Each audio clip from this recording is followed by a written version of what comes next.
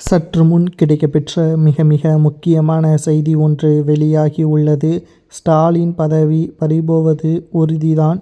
ஜனாதிபதிக்கு எதிராகவே வழக்கு தொடர்ந்த ஸ்டாலின் அவர்களது ஒட்டுமொத்த அதிகாரங்களும் பதவியும் சட்டசபை தேர்தல் முடிந்த பிறகு பறிபோகும்.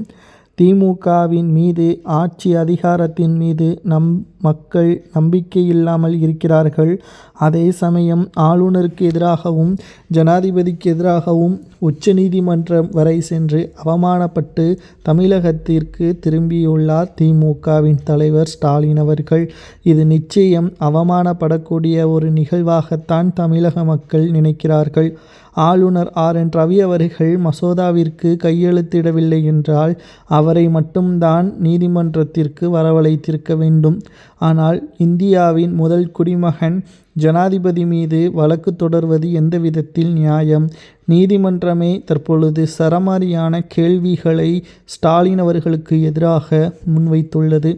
2026 சட்டசபை தேர்தலில் திராவிட முன்னேற்றக் கழகம் மிகப்பெரிய ஒரு தோல்வியை தழுவி தனது பதவியை பறிபோகும் விதமாக ஸ்டாலின் அவர்களது ஆட்சியை இழக்கக்கூடிய வகையிலும் ராஜினாமா கடிதத்தை ஆளுநரிடம் சமர்ப்பிக்கும் வரைக்கும் ஆளுநராக RN ரவி அவர்கள்தான் தொடர்வார் என்று மத்திய அரசிடம் இருந்து தகவல்களும் கிடைக்கப்பெற்றுள்ளது.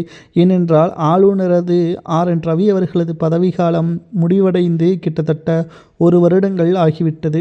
ஆனால் கூடுதலாகத்தான் அவர் பதவியில் இருக்கிறார். இதற்கு காரணம் ஸ்டாலின் அவர்கள் ஆளுநரையும் ஜனாதிபதியையும் அவமானப்படுத்தும் விதமாக நீதிமன்றத்திற்கு வரவழைத்திருப்பதன் காரணமாகத்தான் தற்பொழுது இந்த வழக்கு பதிவு விசாரணைக்கு நீதிமன்றமே இந்த வழக்கை தள்ளுபடி செய்திருக்கிறது.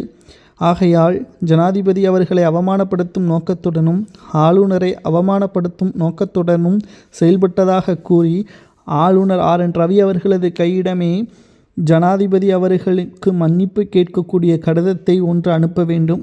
இல்லை என்றால் ஸ்டாலின் அவர்களது பதவி ராஜினாமா கடிதத்தை அனுப்ப வேண்டும். இதில் ஏதாவது ஒன்று நிச்சயம் சட்டசபை தேர்தலுக்கு பிறகு நடைபெறும் என்ற நம்பிக்கையில்தான் தற்பொழுது ஆளுநராக RN ரவி அவர்கள் செயல்பட்டு வருகிறார்.